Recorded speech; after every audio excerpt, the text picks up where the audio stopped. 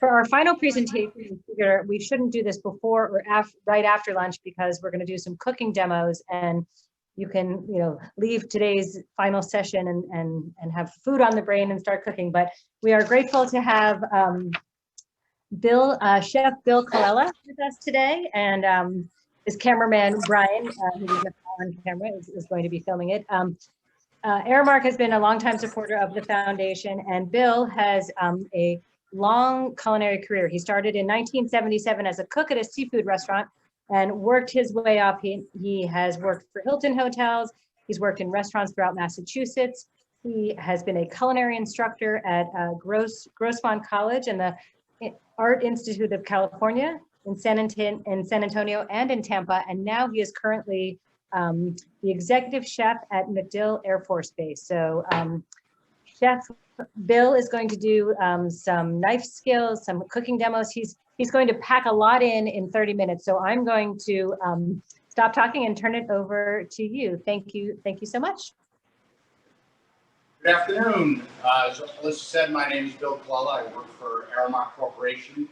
I'm the executive chef here at MacDill Air Force Base in Tampa, Florida. Today we're going to do a bunch of things. I know it's the end of your long day. We have about 30 minutes, so we're really going to touch on some fundamentals in terms of how to fabricate chicken, how to cook rice, how to make stock. I have done some of it ahead of time just in the sake of time. What we first want to talk about before we even start cooking or cutting, we want to talk about our mise en place. We want to talk about all the things we need to do our job today. And this applies whether you're at home or in the commercial setting. So mise en place, everything in its place. So we want to make sure that we have all of our vegetables, all of our tools, all of our cooking equipment, everything that we need to do our job, so that if we start one job, we don't have some of the elements, then we're in trouble. We have to start over. So the first thing is we want to talk about our knives. So right here are all the knives that I'm going to need today. I have my homemade steel. I have my French knife. I always keep a guard on it. I'm going to be using a boning knife for my chicken. I have a whisk. I have a microplane for some garnishing, and I also have a channel knife for some garnishing. I have a stone right here. This is to sharpen. That is not to say that this won't hone. This does not sharpen your knife. Okay. So we're going to be using, the majority of the day is going to be our French knife. This does most of the heavy lifting. You should always have a steel handy. Again, when you're steeling, this is just honing. This is putting the knife edge back in place. This will put the edge back. The stone will put the edge back on it. So when we're steeling our knives, again, about a 25-degree angle, 3 or 4 times. That's it. We wipe our knife, we wipe our honing knife. Okay? So our knife is here. I have my burners set up. I'm using some portable propane burners for where I am today. So first thing we're going to do is we're going to talk about some knife skills and what we're going to do. So I have some vegetables over here. We're going to do some grilled vegetables. I have a grill set up for indoor. If you have an outdoor grill, that's perfect. But if you have an indoor, if you don't have a grill outside, this will be perfect as well. This is cast iron. Okay. What I would like you to really pay attention to is not so much recipes, although recipes are important. It's the technique that you're trying to do. So if you understand the technique, from there you can make any recipe your own. Okay. So when we talk about using vegetables today, we try to incorporate every part of the vegetable. What you might think is scrap might not be scrap. Okay. So the first thing I want to do is I want to start with my vegetables for my rice. I'm going to do my confetti rice. So I'm just going to use some different bell peppers. I'm going to use an onion. And if you notice here, I've left the end part on, and that's for a particular reason. Okay. So I'm going to start with doing some brunoise, which is a 1/8 cube. Small dice is 1/4 inch cube. A medium dice is 1/2 inch cube. So we want to do something really small. We're going to incorporate this into the rice when we're done. So I'm using my French knife here. There's different ways to hold this. I personally get all over this knife. I want full control of this knife. So this hand is the one that dictates what this knife does. So again, you're always careful about safety. As you can see here, I have a safety glove on. So if I do nick myself, you won't get cut. I do suggest you wear one of these at home. I've gotten some of my worst cuts at home. So again, you always want to have a safety glove on. I've washed my hands and I have my gloves on. So this is, I'm basically going to do a julienne cut, which is the 1/8 by 1/8 by 2 inches long. From there, I'll turn it and finish the brunoise cut.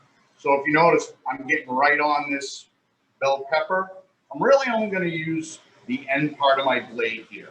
So I don't want to be doing this. I just want to be doing this in a rocking motion. So again, my knuckle is the only thing that's really exposed here. So if I do happen to cut myself, I'm probably only going to nick this. So you can see this. So again, in a rocking motion, they're all basically uniform. I'll cut this that way, and then I'm going to turn and I'm going to do about the same this way. Okay. So I'm going to do that with all of my peppers. Now, I've already done some of these up ahead of time, but that's the basic technique. I'll show you that again. And I find starting on the waxy outer part is a lot easier. A lot of times these peppers are curled like so. So it's sometimes hard to get a good grip on it.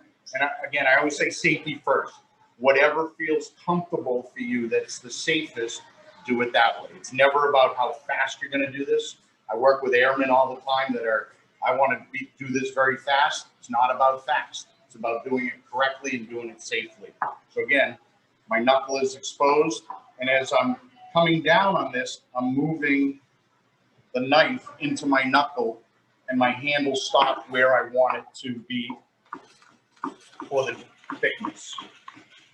So as you can see, they're all roughly about the same thickness, which is what I want. 1/8, turn it the other way. And that's my brunoise cut. Now our onion, a little bit different. So again, I left that end piece on because I want to hold this together. You're going to see different chefs do this different ways. You'll see some starting to cut this way, which is acceptable. I don't like bringing a knife towards my hand. If this slips for whatever reason, it's coming into my hand. So what I'll do is, given the thickness I want the same as this. I'm going to start here, and I'm only going to come to about here. So I'm going to do 1/8 down here, 1/8 here, here, and here. So now it's still together. So again, I'm going to put the together end here, and I'm going to do the same here. I'm going to work my knife like so. And again, I'm stopping right about here. So I have 1/8. So now this is still together. Now I turn it this way, and I'm going to finish the brunoise. Now, I can certainly finish chopping this up, but I have enough onion for what I want to do. I'm going to save this for stock. So I typically will keep 2 buckets here, one for good waste, one for waste that'll go into the trash. Hopefully the one that you have that's good waste will be more full than your other one. Okay, so I'm going to hold on to that. So that's our vegetable for the rice. Okay. For our grilled veg, I'm only going to take that tip off that I'm not going to use. Okay, I've already washed these. So I want to cut these on the bias, which means they're going to be cut on an angle. So if you look at this, these are roughly about a 1/2 inch thick. These are going on the grill.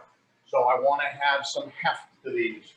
So I'll put them on the grill. I don't want these very pliable. I want them just enough so you see a nice grill mark.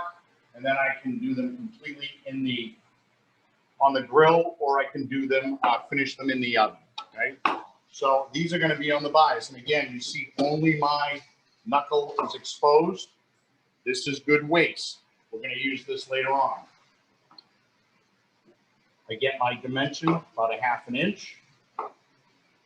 And again, I'm working with something that's not very flat. So again, I want to take my time while I'm doing this, get some precise cuts. This is good. Okay. So I'm going to go ahead and do that with my zucchini. I can do that with eggplant. I can do that with whatever I'm going to use for my grilled vegetables. Okay.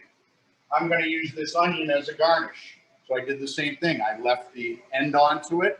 I cut it in half, and then I cut it into 6 wedges. This will also go on the grill. Okay? So you can take that for me. You can take that for me. Okay? Okay. I have some Mirepoix over here, carrots, onions, celery. That's going to be for our chicken stock. So we're going to use virtually everything today, leftovers, to use for something. Okay.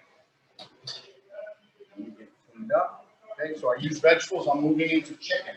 If I was going to do it in reverse, I try to get all my vegetables done first, and then I move into my protein. So this is a 3.5 pound chicken. This is a broiler fryer, technically 2.5 to 3.5 pounds. Okay, this is at the top end of a broiler fryer, so this is about 5 months old. Larger than that, you get into a roaster, and then after that, you get into some larger hens. So what I'm going to do here is I'm going to use my boning knife. I want to take the breast off. I'm going to leave the wing portion on. That's called an airline. Now, at home, I could take the wings, I could take the thighs, I could do with whatever. I can save these. So when I do this at home, I take the wings off, I put them in a bag, and I freeze them. I take the thighs, I take all the meat off of it, put them in a bag, and I freeze it, and I save the carcass. Okay? So the first thing we want to do is we're going to re-steel our knife. And we're going to come right down the center. This is called the keel bone. And all I do is I make a incision through the skin. And you'll notice there's a piece of cartilage that runs all the way down. I'm going to work on the left side first, and it curves just like the keel of a boat. So I want to just be very careful as I'm doing this, working my knife into the keel and then down to here where the wishbone is. Okay? So the goal is to really not to leave much meat on this. We come down with a little bone there. Now we get down to that wing joint. This is where I want to be a little more careful. You can see this. I want to get right in between that ball and socket. Aesthetically, it looks nice, but I also don't want to cut right through this because that could end up in my final product. So I want to be careful of that. So I'm going to cut there. And I'm going to sear this today. So I want to leave a lot of this skin intact.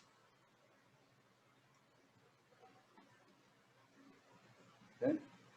Now, so as you can see, there wasn't much meat left on here, but this is okay because we are going to eventually put this into a stock pot and we're going to make some stock with it. So from here, I'm going to come down, I'm going to pop that joint right here and come through. So here's my airline breast. Now, you notice there's a lot of excess skin here. That's good because when I put it in the pan, that's going to contract. I can also, what's called Frenching this, where I can cut all the way around this, cut this off with my heavy part of my blade. Okay. And then come around and cut all this off. Again, it depends on what you're looking for. If you want something really aesthetic, that's fine. Okay. So for today, we're going to leave that as is. Okay. Now I'm going to hold on to that meat. Actually, put this right here. Okay.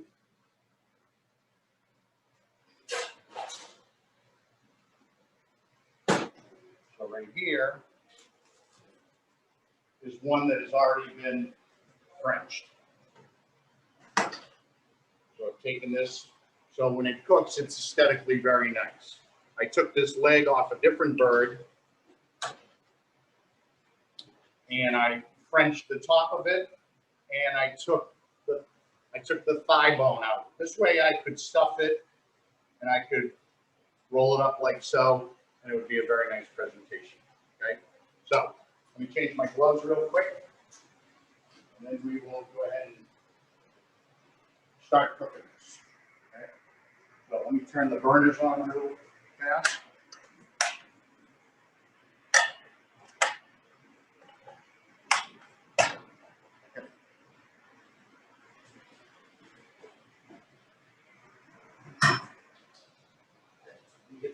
on and we'll keep working here. So I'm going to use a non-stick pan. You don't have to, but I'm going to use one today. We want to get this pan hot. I'm going to use a little bit of oil, really just a touch on there. And I'm going to get that nice and hot. You really can tell when it really becomes as viscous as water. Right now it's a little bit thick because it's cold, but as that heats up, it'll get very runny. I'm going to season up my bird right here with just some salt and some pepper. And again, you could marinate this in some herbs. I like to keep my salt and pepper separate. I know some chefs put them together. I like to keep them separate so I can really adjust how much I'm going to be using. Okay.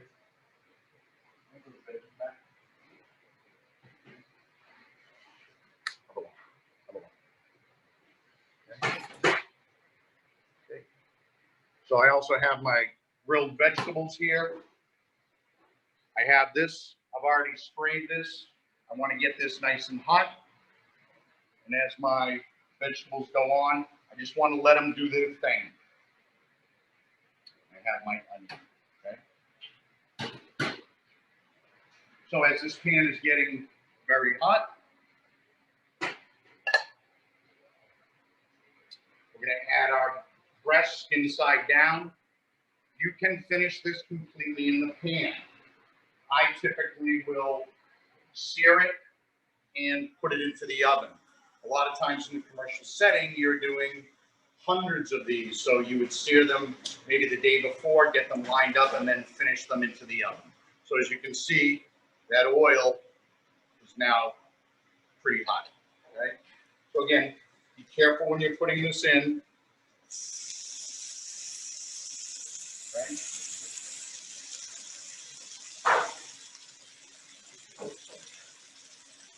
And just leave it alone for a couple minutes. You want to let it, again, do its thing. You want to get that skin nice and crispy, okay? I use vegetable oil today. Again, the type of oil that you use is your choice. Every oil has a different smoke point. So really depending on what you're doing is going to involve knowing what the smoke point of the oil is. Vegetable oil or canola oil has a very high smoke point. Peanut oil has an extremely high smoke point. Most of us don't use that because it's one of the 8 major allergens, right? So while we're doing that, let's talk about our stock. So we had our carcass. I'm going to use all of it today because I'm not going to use the legs or the thighs in this preparation. So what I would do is I would take that carcass, I would put it into a heavy bottom stock pot. I have my carrots, my onions, and my celery, my mirror pot. I would also put in a sachet of some herbs. Here I have some garlic, black peppercorn, parsley. If you don't have cheesecloth, I use a coffee filter. Put everything into your coffee filter.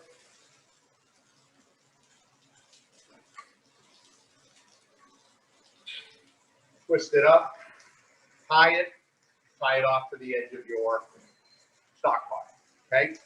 I do not add salt to my stock. Salt does not reduce. So the goal of, as you can see, we have a real nice golden brown on this right now. So this will go into the oven. So I don't put salt into my stock because it doesn't reduce. When you're making a stock, you're going to be simmering it for a chicken stock probably for 90 minutes. A beef stock is going to simmer for 4 to 5 hours. So as it evaporates, the flavors intensify, but the salt stays there. So what was flavorful from the beginning now is extra salty. So I made this stock this morning. As you can see, it's got a nice yellow tint to it. This is what I skimmed off the top. You can see that. So you'll notice there's a layer of fat on the top. Ideally, this would have sat in the refrigerator for overnight. What happens is all of that fat comes to the top and it solidifies. So I basically can take a spoon and just throw it into the trash. I'm left with some sediment down below, and then I have really nice chicken stock. And I know what went in it. I know it didn't come from the store with a lot of salt and whatever else are in there. So again, I'm getting a nice mark on these. Again, if I'm in the commercial setting, I am taking these off right now, and I'm going to put them on a sheet pan. I'm going to finish them up in the oven. Okay, when we're making our rice, and I know we're getting a little short on time, when we're making our rice, we go to about 2 to 1 stock or water to the rice and the aromatic. So that brunoise vegetables that I made a little bit earlier, I would saute those in a pan or in a sauce pot. I would add my rice, mix it around a little, get some color on the rice, add my stock, cover it. I can do it either on the stove top or I can finish it in the oven. I choose to do it in the oven. Okay. So, and then the last thing is our sauce. Today we're going to do a lemon dill sauce. So again, we can do this a couple different ways. We can use our stock and make a classic velouté, which is stock with a roux. We're not going to do that today. I did this with straight cream. Okay, so anybody on a diet probably doesn't want this. This is manufacturing cream or heavy cream, which is about 40% fat. I put it on the stove and I simmer it with some shallots, some capers, some lemon juice, and let it reduce so it gets nice and thick.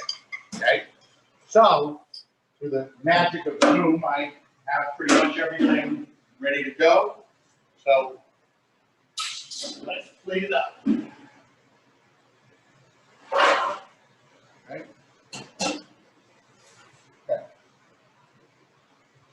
Okay.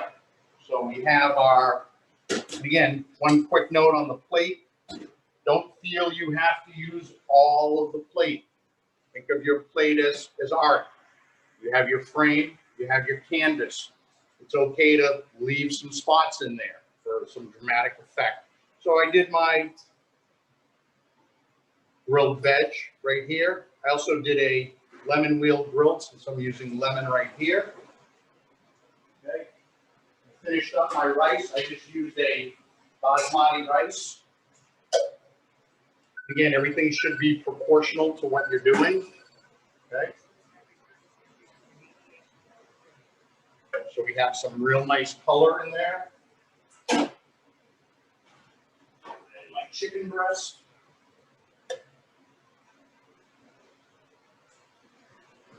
Right here. Okay. And then the last thing I'm going to do is, again, I don't want to cover this with sauce. I just want a little bit on there. I'm using about 1 ounce of sauce. I'm just going to nappe it over this side because you really want to see that golden brown. And then the last thing I'll do is do a little garnish right here. There was my onion. Put that in there. And then the last item is a little bit of chive. Okay. So that is our seared chicken with grilled vegetables and confetti rice with a lemon dill sauce. So I've eaten my dinner tonight. It was great. It was actually fantastic. I get up tomorrow morning and I say, well, I'm still hungry. What do I have to eat? Well, I had my chicken stock. I pulled the thigh out of the stock and I pulled it and I had some meat. I still had some carrots, onions, and celery left and I diced them up. And I also had a little bit of rice left over from last night's dinner. The last thing I do is I heat that up, but I don't put the rice in it till the end because that rice will keep absorbing. So I'm going to add this rice now. Okay. And we get a nice hearty bowl of soup. But we're not done because we still had all those other vegetables from the grilled zucchini and grilled peppers. So remember those bits and ends that we had? We grilled those off. So now these were the leftover pieces that some would just throw into the trash. We're not going to do that. We get some cucumber and some tomato, maybe some Kalamata olives. I had some extra bread laying around, so I toasted it off and I made a panzanella salad.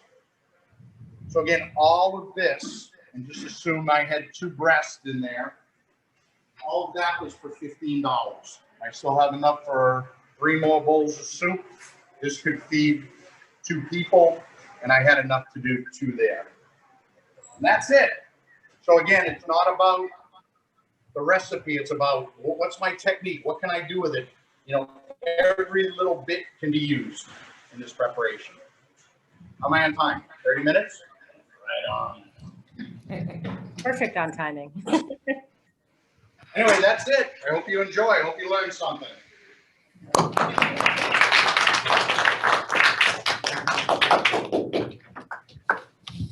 Chef Bill, that was incredible, and I'm glad we saved that till the end because I'm really hungry right now. Major Oliver, any questions from your bunch? Any questions from the group? No, ma'am. Chef, look like you have them all ready to go eat right now. Well, I hope you learned something, and Alyssa, you're welcome to give my email address to these folks. So if they do have any questions later on or just want some advice, I'm more than happy to chat with them. Fantastic. Thank you, Chef. This was a perfect end to our industry day. Everybody can now envision what they're going to eat for dinner, and it looks fantastic. I loved, you know, you turned one thing into 3 dishes. So fantastic, and what a perfect way to end our session. On behalf of the National Restaurant Association Educational Foundation, I want to thank you for giving us this incredible opportunity to present to you all. I will share presentations with you, and it sounds like you have a lot of great mentors out there from today that are willing to share their knowledge and expertise even after today. So I'll be happy to share that information with you and pass that along. Major Oliver, I'll pass that along through you, but as I think it was Veronica who mentioned, you know, reach out to people, you know, ask questions, you know, take advantage of the incredible support from people like Aramark that are willing to support you, and Sodexo and Ecolab and all those wonderful companies that joined us today and are willing to support you now and in the future. So I'll turn it over to my colleague, Ed, if you'd like to say a few words, and then Major Oliver, we'll close with you. Yeah, just real quick, thank you. First of all, thank you, Major Oliver, for giving us the opportunity to be able to come into your schoolhouse, to be able to help just spread knowledge and information and hopefully make some connections. Big shout out goes out to Alyssa. She did an outstanding job putting all this together. Alyssa, thank you so much for just the continued greatness that you do every single day. But overall, everybody, Major Oliver has my contact information. If you guys want to get a hold of me, ask questions about transition, ask questions about the industry or the community, please feel free to reach out. And I'm hoping to see our paths cross here someday, either in Chicago or maybe at one of the advanced culinary training programs down at the Culinary Institute of America. Thanks, everybody. Really appreciate it. Thank you. So Ed and Alyssa, I'm going to say a hearty thank you. Thank you for taking the opportunity to come out and invest in us, because I consider it an investment into the future. I'm truly grateful that you all took the time and the effort that you all put into it. So thank you all very much. What I am going to do, I'm going to create a group with this class. So this is going to be our baseline class, and we're going to create a group, and we're going to follow their progress. And I'm going to share all the information, and as we get information, we're going to pass it to this group and just to watch it manifest itself. So use it as our baseline as we make this better for the next group that comes through. So again, on behalf of the Marine Corps Food Service Program, Lieutenant Colonel Humley, I truly thank you. I can't wait till headquarters watch the video and see the feedback and watch us go to the next step. So again, thank you all. I'm truly grateful. Wonderful, thank you. And to sort of to what you had said is, we might just follow up with you. And you know, this was our first one. It was a learning opportunity for all of us, and we want to hear from you what worked, what didn't, how we can improve, and just make this, you know, a continuing partnership to do some great things together. So yeah, so I'll send you and Ed an email for a hot wash, and we'll get together offline. Awesome. That's great. All right. Okay. Happy holidays, everyone. Same to you. Thank you. Bye. Great.